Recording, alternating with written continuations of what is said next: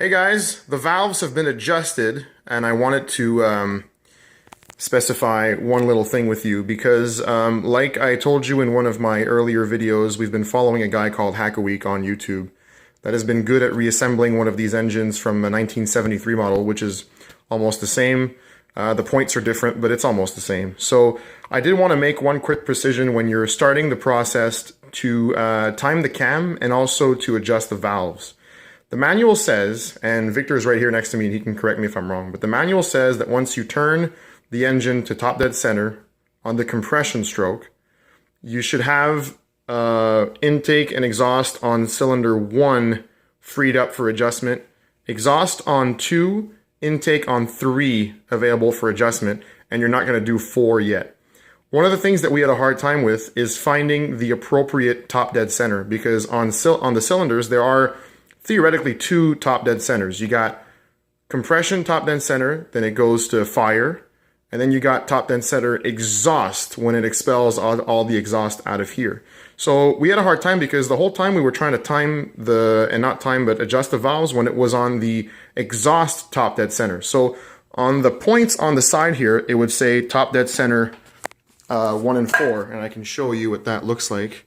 There's a notch here. You can see it on Hack-A-Week's videos, but there's a notch here and there's a little line that says, you might see it now, that says T with a little line and a notch. That's top dead center, and then the line that says F means fire. It's right before it hits top dead center, so it will start to fire and then push the piston downwards on 1 and 4, and then on 2 and 3 again, and there's a mark for 2 and 3 down. So one thing you have to watch for, and Hack-A-Week didn't explain this in one of his videos, he might not have needed to, maybe he explained it the other way, is because the lobes on 4 and on 1 are different.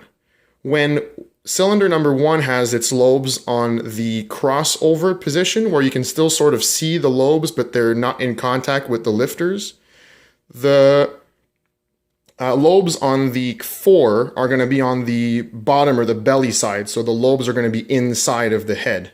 That correlates to this notch being on the top. So when you're on top dead center 1 and 4, and this notch is on the top, if my autofocus can just pick this up for you, when this little notch here is on the top, you're on top dead center of the exhaust stroke of cylinders 1 and 4. We had to figure out that what you need to do to set the cam at the appropriate position for you to be on top dead center of the compression stroke, Hack-A-Week sort of explains it, but there's one part that was missing and we figured it out, is you have to have the exhaust valve go in and then out, then the intake valve goes in and then out, and then after that point, the next time you hit top dead center 1 and 4 on the points, then you're on the belly side of the lobes, so the lobes are inside of the head. This correlates to the present situation where you have this notch on the bottom. So it's the exact opposite, 180 degrees from the top dead center on the exhaust stroke. So that's what we had to figure out. Once that is done, you can start the process of adjusting. This one I believe was to 3 thousandths and this one was for 2 thousandths, unless I'm mistaken and it's the other way. I might correct it in my comments, but I think it's 3 thousandths and 2 thousandths. That's right. And then you can do this one, you can do this one, and not these. And then what you do is the exact opposite of what I just said. So you have the belly part of these lobes and the crossover part of these lobes. So you're at the next top dead center of cylinder number 4. So then you can do 4, you can do this one, you can do this one, and these you have already done on your first adjustment. So that's what we did. Then since we turned the engine a whole bunch of times, we made sure we had assembly lube everywhere, so we just re-lubed a couple parts. So the next step is going to be to throw the valve cover on, and then put the stator back in.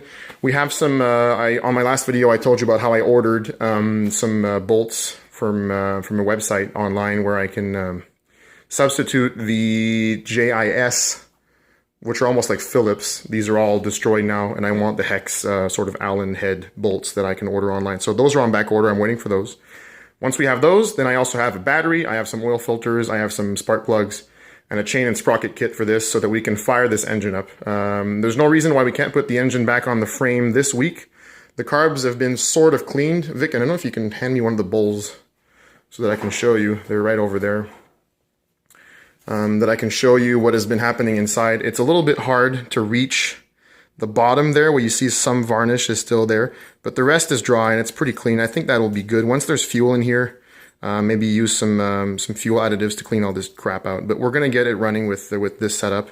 Obviously, replace the gasket and reassemble the carb side with the jets and whatnot. I bought rebuild kits like I told you last time. So those are the next steps, and I will shoot some vids for you of that. So I just wanted to make a clear little quick video about how you properly set up the cam to adjust the valves. And obviously there are some things that you need to watch out for. Obviously, when you're putting the cam in, it theoretically only does go one way, but make sure you have this tack gear on the brake side. So the right hand side of the rider goes on here, so you can't mistake that, because there also is a notch for the wire or the line that goes from the tachometer to the gauge to the gear on this side of the valve cover, so you can't really miss it. And if you're done with that and you properly labeled everything once you disassembled this to rebuild, then you should have no problem putting everything back together.